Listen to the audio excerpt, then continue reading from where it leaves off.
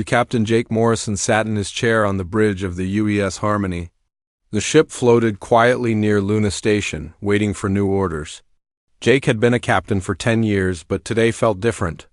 Today might change everything for humanity. The communication screen lit up with a soft blue glow.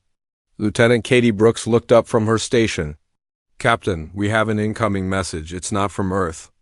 Jake felt his heart beat faster. "Put it on the main screen." The image that appeared made everyone on the bridge go silent. Strange symbols filled the screen, moving and changing like living things. Then, slowly, words in English began to appear below the symbols. "Greetings to the species of the third planet. We are the Galactic Council. You are invited to join us at Concordia Prime Station for a peaceful gathering of species. Come in friendship, come in peace." Jake stared at the message for a long moment. After all these years of wondering if humans were alone in the universe, here was the answer. They were not alone. "Katie, send this message to Earth right away. Admiral Harper needs to see this." Within hours, Admiral Lisa Harper's face appeared on the communication screen. She looked excited but also worried. "Jake, this is the biggest moment in human history. We need to do this right." "What are your orders, Admiral?" "You're going to Concordia Prime. But not alone. I'm sending you the best team we have." Harper's image moved as she looked at something off-screen. "Dr. Alex Turner will be your science officer. He knows more about possible alien life than anyone on Earth. Dr. Maya Rodriguez will handle communications and languages. Commander Ben Taylor will be your cultural expert. And Lieutenant Brooks will stay as your security chief." Jake nodded. "When do we leave?" "As soon as the team arrives at Luna Station." "Jake, remember this, we go in peace. We want to make friends, not enemies. Show them the best of humanity." 2 days later, the team was complete. Dr. Alex Turner was a thin man with kind eyes, who could not stop talking about the amazing possibilities ahead. Dr. Maya Rodriguez was quiet and smart, already working on ways to improve communication with aliens. Commander Ben Taylor had brought boxes of human music, art, and books to share. Lieutenant Brooks checked and rechecked all the ship's systems. Jake called them all to the main meeting room. "Listen, everyone. We are about to make first contact with alien species. Everything we do will show them who humans are. We need to be careful, respectful, and peaceful." Dr. Turner raised his hand. "Captain, what if they're very different from us? What if we can't understand each other at all?" "That's why Dr. Rodriguez is here," Jake said. "She helped us communicate, and remember, they invited us. They want to meet us too." The ship left Luna Station the next morning. As Earth grew smaller behind them, the team prepared for the journey to Concordia Prime. The location was far away, near a strange star that the aliens called a neutron star. During the long trip, Dr. Rodriguez worked on understanding the alien message better. She found things that worried her. "Captain, I think there might be problems with how we understand each other. Some of these words might mean different things to them than they do to us." "What kind of problems?" "Well, when they say peaceful gathering, they might mean something very different from what we think. And when we say things, they might understand something completely different." Jake thought about this. "We'll be extra careful then. We'll speak slowly and clearly." Dr. Turner spent his time reading everything he could about different types of life that might exist on other planets. "Captain, most life in the universe probably evolved very differently from life on Earth. They might not understand things that seem normal to us." Commander Taylor organized the cultural gifts they were bringing. He had music from every part of Earth, from soft lullabies to powerful symphonies. He had art showing the beauty of Earth and books telling the greatest human stories. He had pictures and videos of Earth's animals and plants. "This will show them how wonderful Earth is," Taylor said. "They'll see that humans create beautiful things and love our planet." Lieutenant Brooks had a different job. She needed to make sure the ship and crew stayed safe. She studied what little information they had about alien technology and weapons. "Captain, we don't know anything about their weapons or defenses. I recommend we keep our own weapons powered down to show we're peaceful." "Good idea, Katie. We don't want them to think we're a threat." As they got closer to Concordia Prime, Strange readings appeared on their instruments. The neutron star was giving off dangerous radiation. Jake was surprised that anyone could build a station so close to such a dangerous star. "Captain, Dr. Turner said, looking at his instruments, "the radiation levels near that star would kill most Earth life forms quickly. But somehow they built a huge station there." "Maybe they have better protection than we do," Jake replied. "Or maybe they're naturally resistant to radiation." When Concordia Prime finally appeared on their screens, everyone stopped talking. The station was enormous, bigger than any city on Earth. It was shaped like a giant flower, with many sections spreading out from a central hub. Lights of different colors decorated its surface, and hundreds of small ships moved around it like busy insects. Jake opened a communication channel. "Concordia Prime Station, this is Captain Jake Morrison of the Earthship Use Harmony. We received your invitation to the peaceful gathering of species. We request permission to dock." The reply came quickly, but the voice sounded strange, like wind blowing through trees. "Earthship Harmony, you are welcome. We are surprised by your arrival time. Most species require many more cycles to travel such distances safely." Jake looked at his crew, confused. The trip had taken them 3 weeks, which seemed normal for such a long distance. "We traveled at our normal speed. Is there a problem?" There was a long pause. "No problem, Earth humans. Please proceed to Docking Bay 777. We will prepare special accommodations for your unusual needs." As the Harmony moved toward the docking bay, Dr. Rodriguez frowned at her translation equipment. "Captain, something's wrong with how they're understanding us. When you said normal speed, their reply suggests they think we're much faster than normal. How much faster?" "I'm not sure, but they sound nervous." The docking bay was huge, easily big enough for 20 ships the size of the Harmony. As they landed, Jake could see alien beings watching through windows. They were too far away to see clearly, but they seemed to be keeping their distance. Jake stood up and straightened his uniform. "Everyone ready? This is it. First contact with alien species. Remember, we represent all of humanity today." Dr. Turner picked up his sample cases. Dr. Rodriguez checked her translation equipment one more time. Commander Taylor gathered his cultural gifts. Lieutenant Brooks made sure her security scanner was working properly. "Let's go make some friends," Jake said, and opened the airlock door. As they stepped onto the alien station, none of them realized that their simple arrival had already caused panic among dozens of species. The humans thought they were being careful and peaceful. The aliens thought they were watching the arrival of the most dangerous predators the galaxy had ever seen. The misunderstanding that would shake the entire galaxy had begun. The first alien Jake Morrison saw was like nothing he had ever imagined. The being stood 7 feet tall, with blue-green skin that seemed to shimmer in the station's light. It had 4 arms and moved with quick, nervous gestures. Its large eyes watched the humans with what looked like fear. "Welcome, Earth humans," the alien said through a small device that translated its words. "I am Harmonious Song of Wind, controller of this docking section. Please follow safety protocols." Jake stepped forward slowly, trying to appear as friendly as possible. "Thank you for welcoming us. I'm Captain Morrison. We're very happy to be here." Harmonious Song of Wind stepped back quickly as if Jake had moved too fast. Please maintain safe distance. We must follow quarantine procedures first." "Doctor," Rodriguez whispered to Jake. "The translation device is working, but something seems off about their reactions." The quarantine process was strange. The humans were asked to walk through several chambers filled with different colored lights. Machines scanned them from every direction. Each time, the alien technicians seemed surprised by the results. "Your life signs are unusual," said another alien, this one smaller and covered in soft fur. "Your heart rate and body temperature suggest high stress, but your behavior appears calm," Dr. Turner smiled. "We're actually very relaxed. This is normal for humans." The furry alien made a noise that sounded like a frightened squeak. "Normal?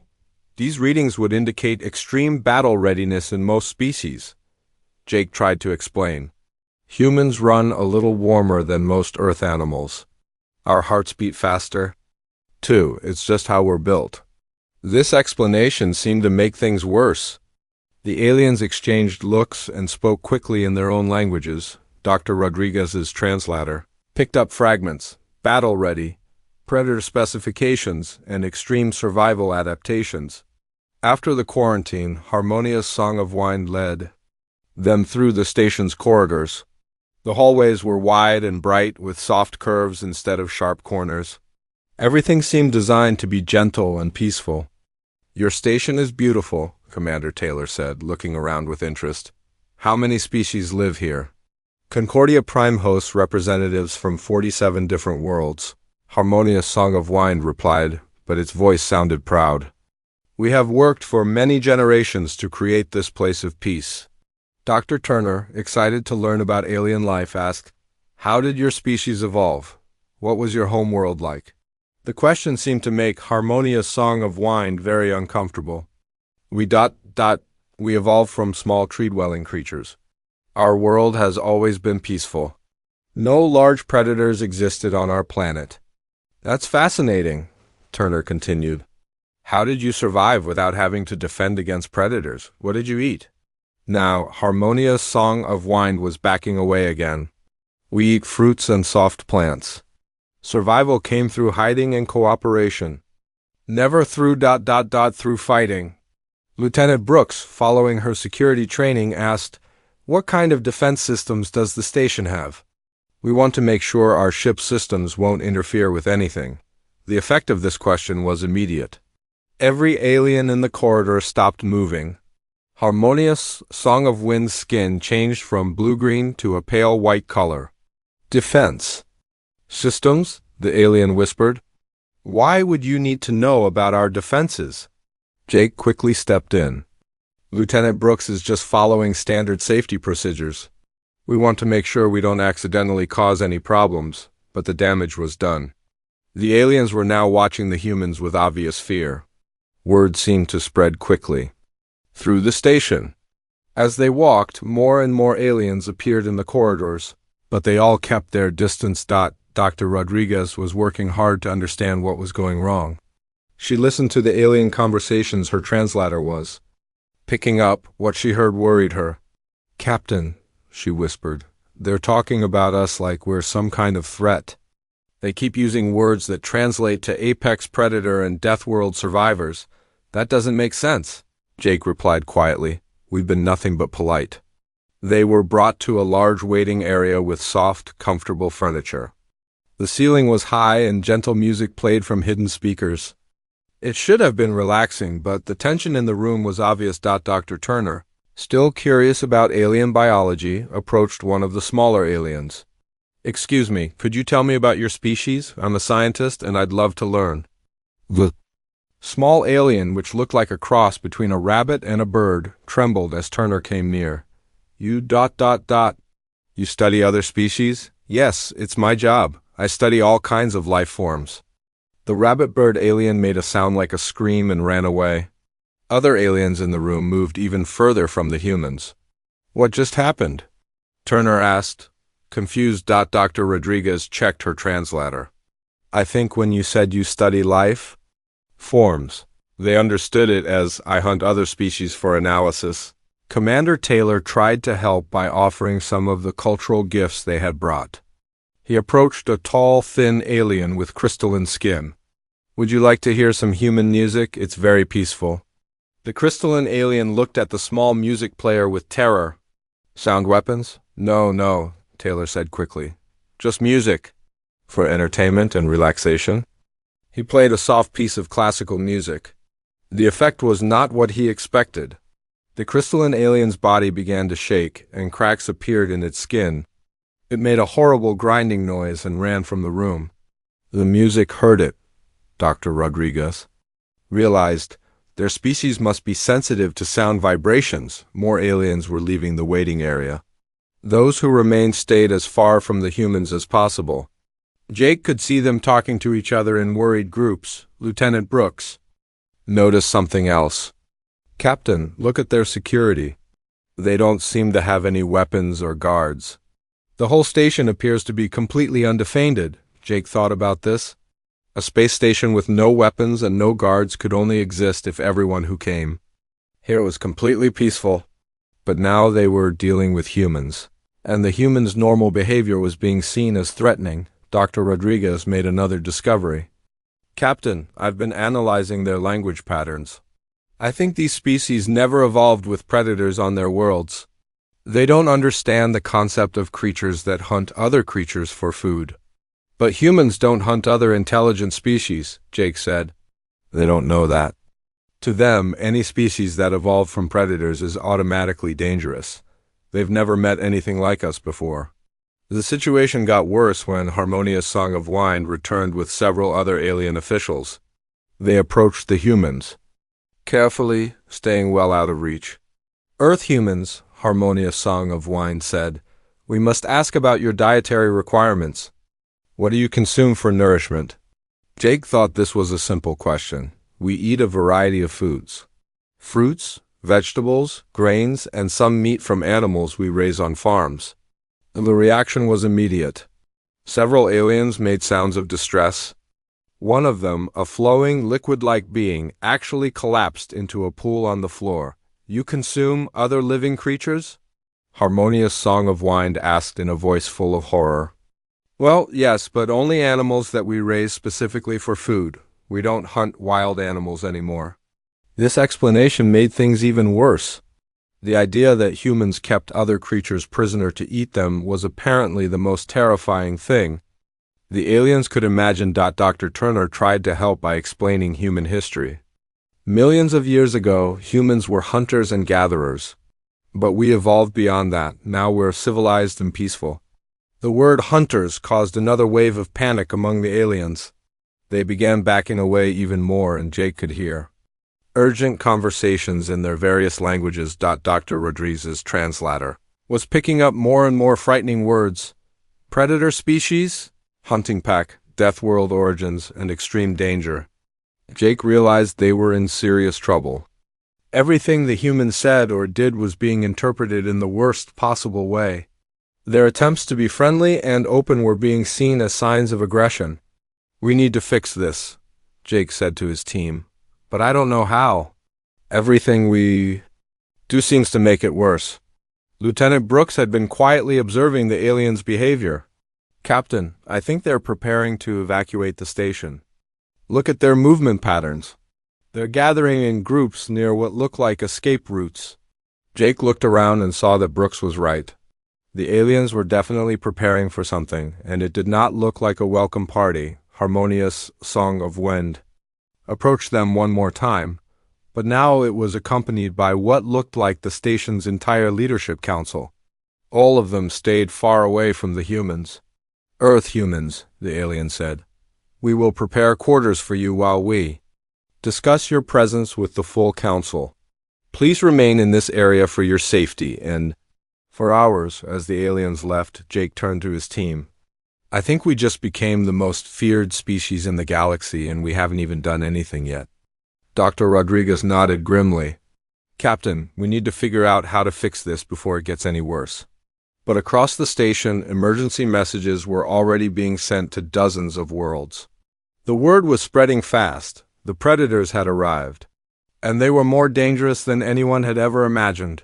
The peaceful gathering was about to become a galaxy-wide panic, and the humans still had no idea what they had done wrong.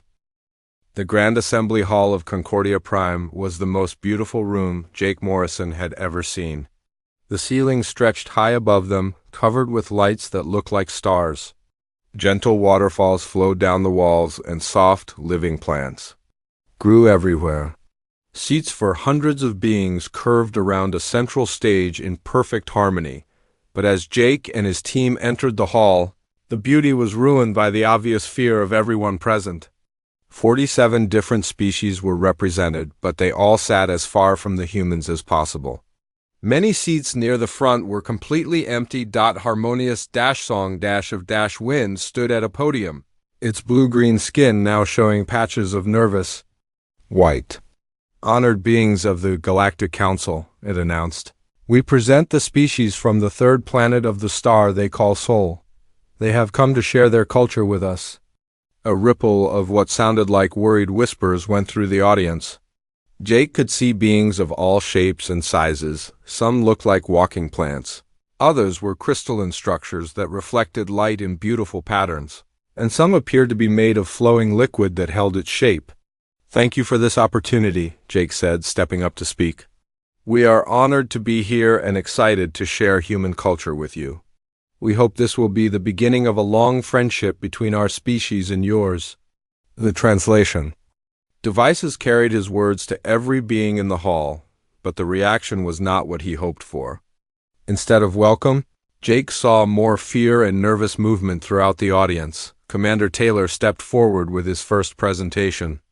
"We would like to begin by sharing human music," he said with a warm smile. "Music is very important to human culture. It brings us joy, comfort, and helps us express our deepest emotions." He activated his portable music system and began with what he thought was the perfect choice, a gentle piece by Johann Sebastian Bach. The soft notes of a piano filled the hall. The effect was immediate and terrible. The crystalline beings began to vibrate and crack. Several of the plant-like creatures curled up their leaves and tried to hide. The liquid beings actually began to boil. "Stop!" cried a voice from the audience. "You're hurting them!" Taylor quickly turned off the music, confused and worried. "I'm sorry, I didn't know it would cause pain." Dr. Rodriguez checked her translator quickly. "Commander, I think different species here sound very differently than we do. What sounds gentle to us might be painful to them." But the damage was already done. Several beings had left the hall, and those who remained looked even more frightened than before. Harmonious song of wine tried to calm the situation. Perhaps the Earth humans could share something else from their culture." Taylor nodded and tried again. This time he chose something completely different, a recording of children singing a simple lullaby. He thought this would be the most peaceful thing possible. The lullaby had the opposite effect he intended. The soft, sweet voices of human children caused what looked like mass panic among several species. The rabbit-like beings made high-pitched distress calls. The bird-like creatures flapped their wings frantically. Dr. Rodriguez worked frantically with her translator, trying to understand the problem. "Commander, they think the children's voices are some kind of advanced psychological warfare. They've never heard anything like human vocal range and control." Taylor turned off the music again, feeling terrible. "I was trying to show them something."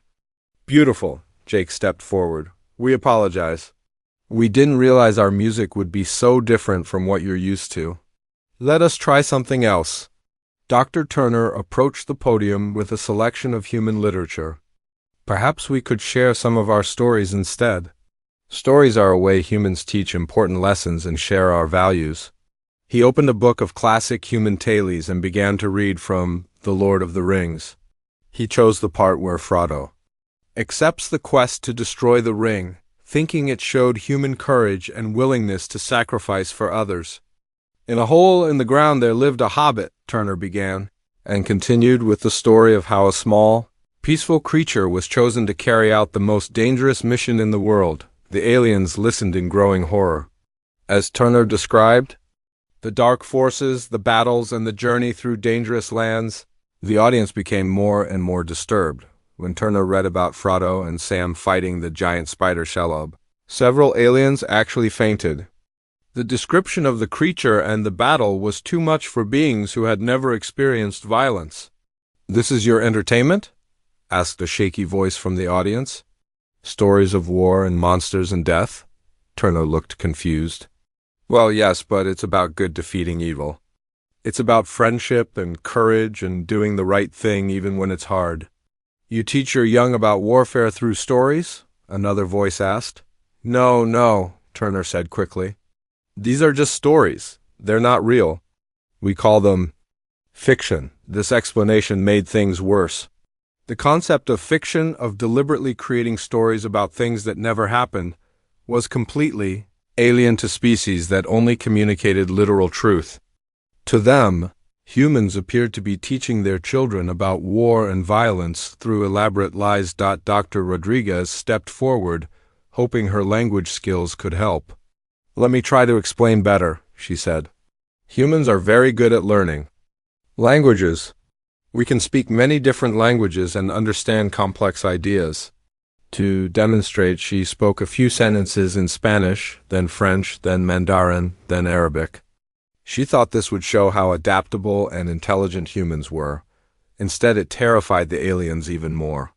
Most species could only communicate in one way, usually through genetic programming. The idea that humans could master multiple complex communication systems suggested a level of intelligence and adaptability that seemed impossible and threatening. "How many languages can your species speak?" asked Harmonia Song of Wind in a voice full of awe and fear. "Well, there are about 7,000 languages on Earth," Rodriguez replied. "Most humans speak at least 2 or 3, and some speak many more." The number caused audible gasps throughout the hall.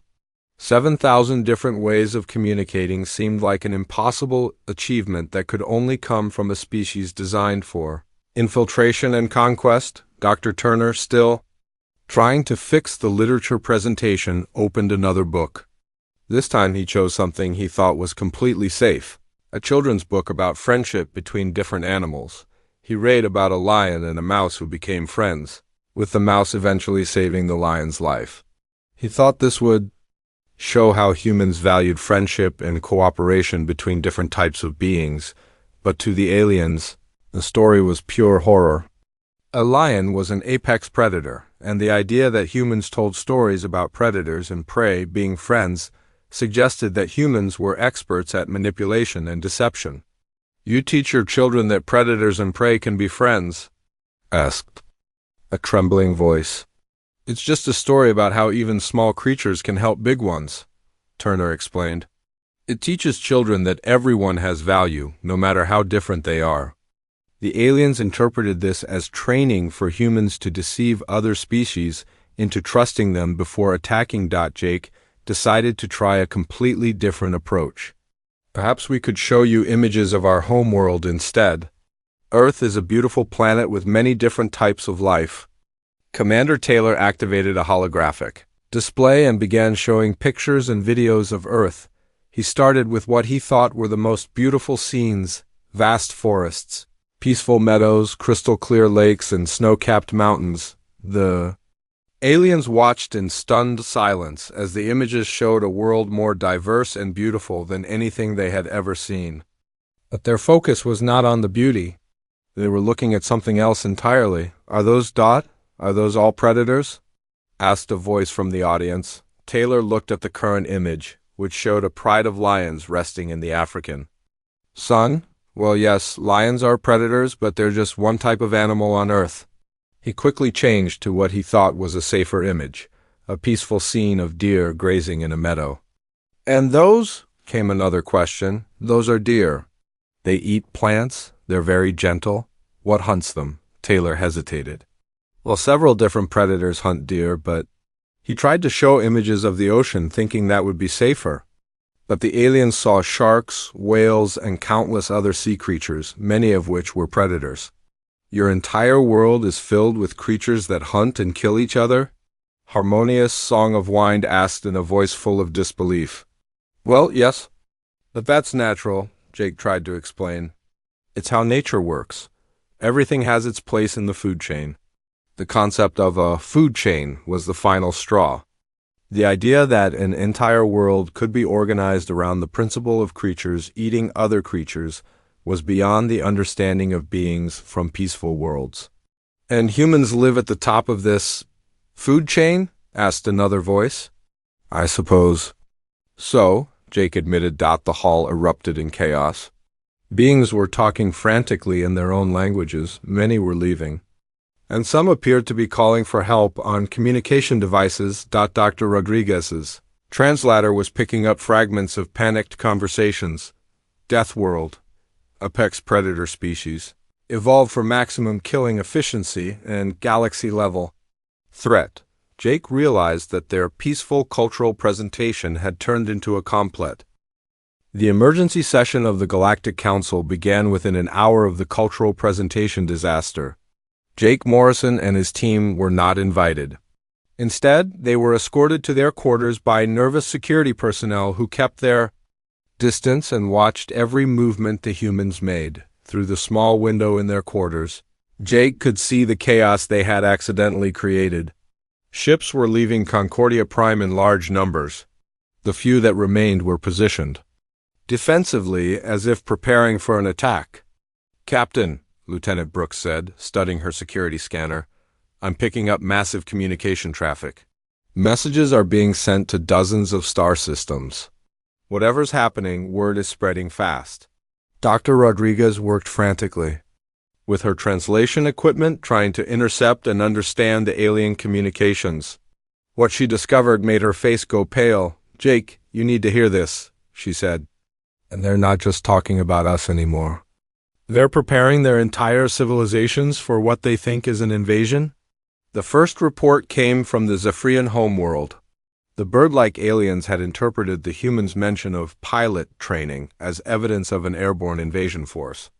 When Lieutenant Brooks had casually mentioned that all human security officers learned to fly various aircraft, the Zephyrians understood this as proof that humans had flying soldiers. Their peaceful civilization, which had never experienced war, was now trying to prepare defenses against an enemy they could not understand. They were moving their population away from open areas and into underground shelters. Their few defensive satellites, built long ago to protect against space debris, were being hastily modified into weapons. "They think we're going to attack them from the sky," Dr. Rodriguez translated. "They're calling it Operation Death from Above." The second emergency came from the aquatic Confederation. These water-breathing aliens had learned that humans could survive both on land and in water. When Dr. Turner had mentioned that humans enjoyed swimming and could hold their breath underwater, the aliens interpreted this as evidence of an amphibious assault species. The Confederation's underwater cities were going into lockdown. They were draining their coastal settlements and moving deeper underwater, away from any possible human attack. Some were even considering draining entire ocean sections to deny humans access to their world. "They're destroying their own coastal cities," Dr. Rodriguez said, her voice full of horror. "They think we're going to invade through their oceans." The third crisis was with the Resonance Collective, the crystalline beings from the Assembly Hall. Their analysis of human music had convinced them that humans possessed advanced sonic weapons. The fact that human music could cause physical pain to their silicon-based bodies proved, in their minds, that it was designed as a weapon. The collective was retreating deep underground, away from any possible sound-based attacks.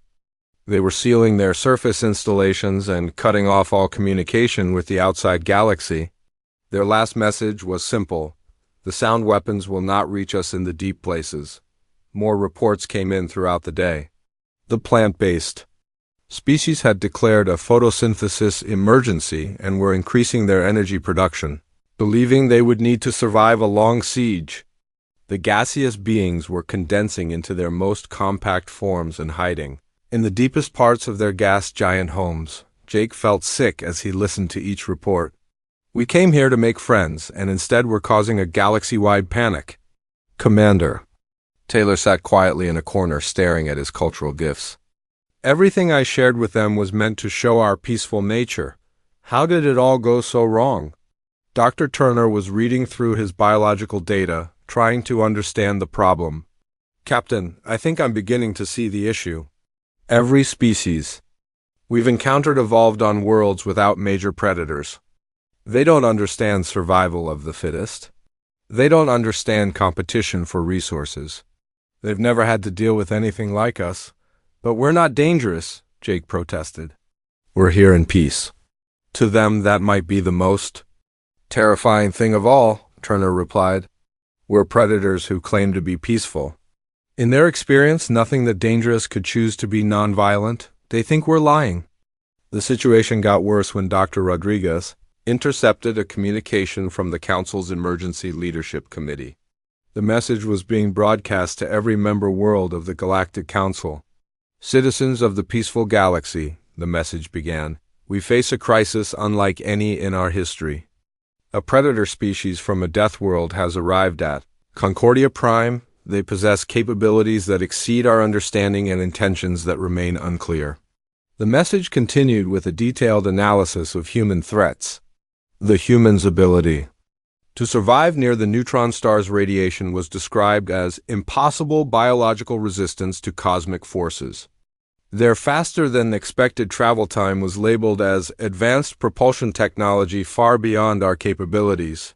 The cultural presentation was described as psychological warfare techniques designed to cause maximum distress to peaceful species.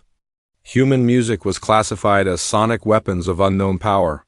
Human literature was described as training materials for warfare and deception.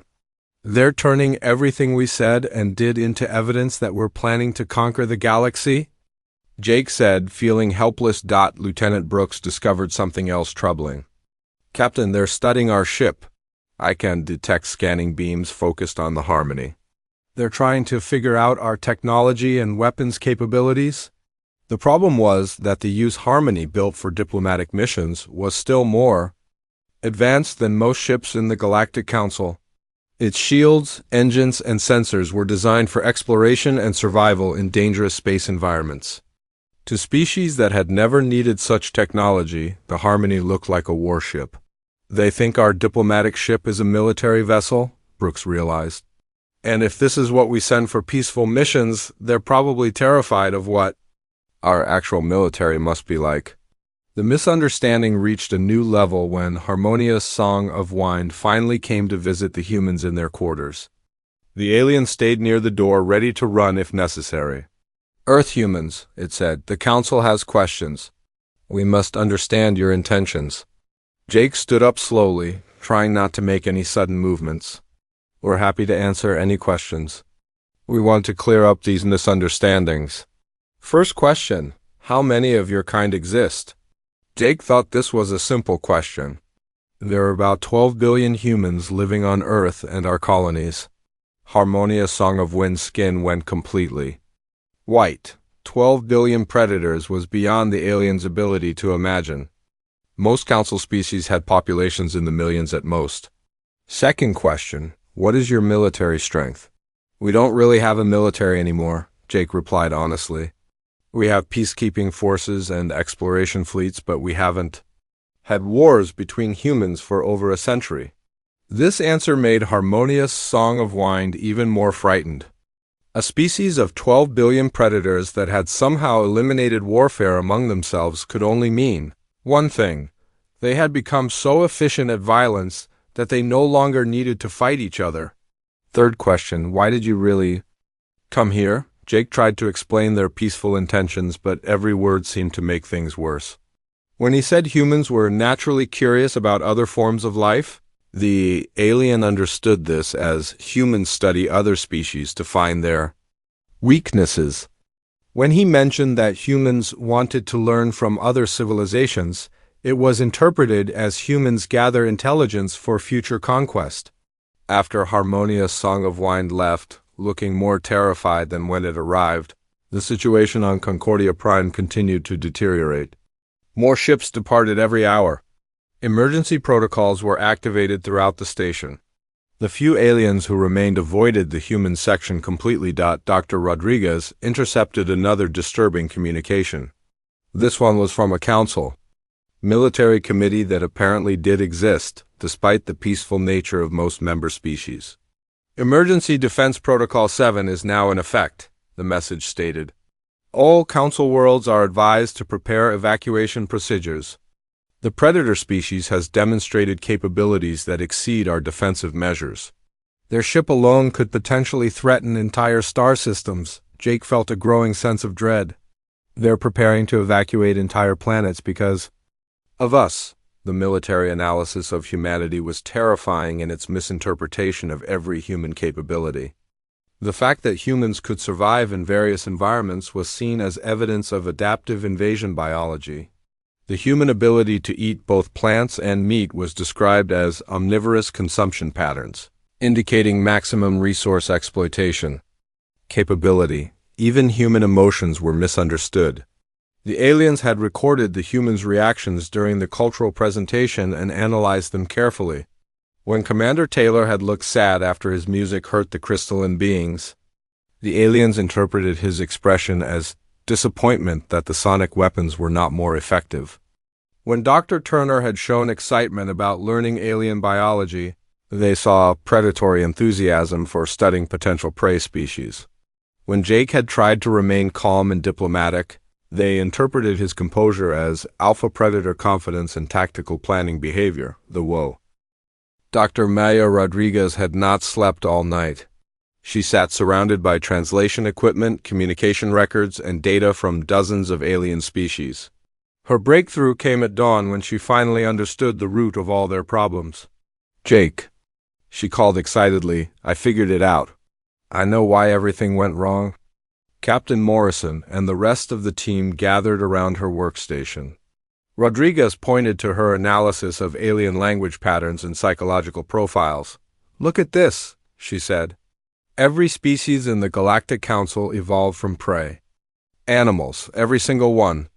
They're all herbivores or filter feeders or energy absorbers. None of them ever had to hunt for survival." Dr. Turner studied the data. "That means they never developed concepts for controlled aggression, strategic thinking, or competitive behavior." "Exactly," Rodriguez continued. "To them, any species that shows those traits must be an active threat. They can't understand the idea of predators choosing to be peaceful because they've never seen anything like us before." Jake felt a spark of hope. "So if we can make them understand that humans chose to evolve beyond our predator instincts, we might be able to fix this," Rodriguez finished. "But we need to communicate in a way that makes sense to prey species psychology." The problem was getting anyone to listen. Most of the council representatives had already left Concordia Prime. Those who remained were avoiding the humans completely. But Rodriguez had an idea. "Harmonia's Song of Wind is still here," she said. "It's been trying to understand us from the beginning. Maybe if we can convince just one alien, word will spread." They requested another meeting with the Zephyrian station. Controller. Harmonia's Song of Wind agreed, but only through a communication link with thick barriers between them. "Harmonia's Song of Wind," Rodriguez began carefully. "We need to explain something important about human evolution. May we tell you a story?" The alien skin showed nervous color changes. "What kind of story?" "A true story about how humans learned to choose peace over violence." Rodriguez had spent the night preparing. She told the story of human evolution in terms that a prey species could understand. She explained how early humans were indeed predators, but how they discovered that cooperation was more successful than competition. "Long ago, humans fought each other for resources," she said.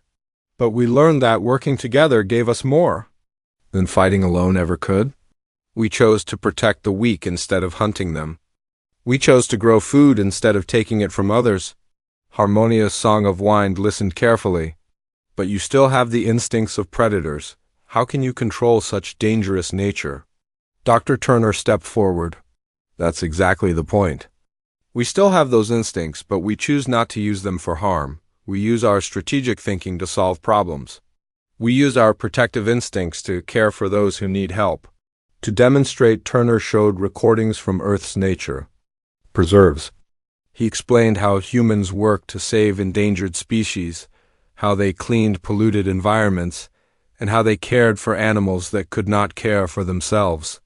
"We use our predator abilities to hunt problems, not people," Turner explained. "We hunt disease, hunger, and suffering." This concept was revolutionary to Harmonia's Song of Wind.